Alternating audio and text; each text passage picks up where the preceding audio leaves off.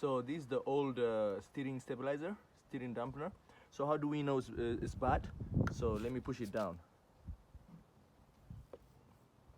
It's supposed to come back. See, just stays there.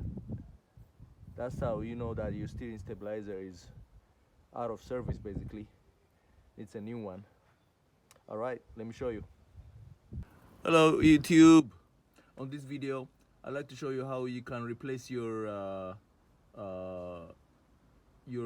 shocks, your steering wheel stabilizers, they call it.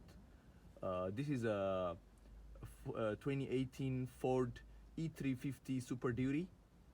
It's an RV, so this part right here you see is extremely important on making your steering very smooth. And these Fords, the original one, they don't really come with the best quality one, so I ended up getting this Blistin brand. I'll put under the description the Amazon link. This is really high quality stabilizer. So the issue I was having was my steering was really, I didn't feel too smooth when I'm driving on the freeway.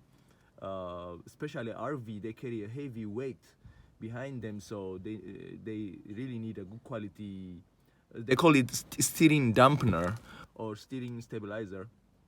So they really need a good quality one. So if you want to have a really better suspension, like if you want to really feel really smooth drive, I recommend to upgrade them. So it's very simple. All you have to do is just remove this bolt right here, and then another bolt right there. Of course, you have to hold this one. You have to hold it from the behind with another 80 millimeter, and then take this out. And then this one you don't need to hold it. You can just take this out, simple. And then make sure your left tire is all the way pulled, turned it all the way out to the outside. Yeah. And then just put the new one, and then tighten the bolts.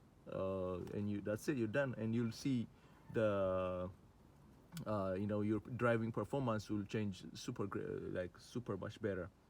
So yeah, let's do that. Okay. All right, now it's out, but on this bolt you have to hit it with hammer to take this out.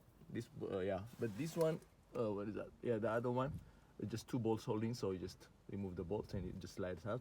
But this one, yeah, you have to hit it with hammer to take it out from here. All right, let's put the new one. All right, so I slide the other side, as you can see. I slide it in, very easy. But this one, you have to push the shocks a little bit down to adjust it to this hole.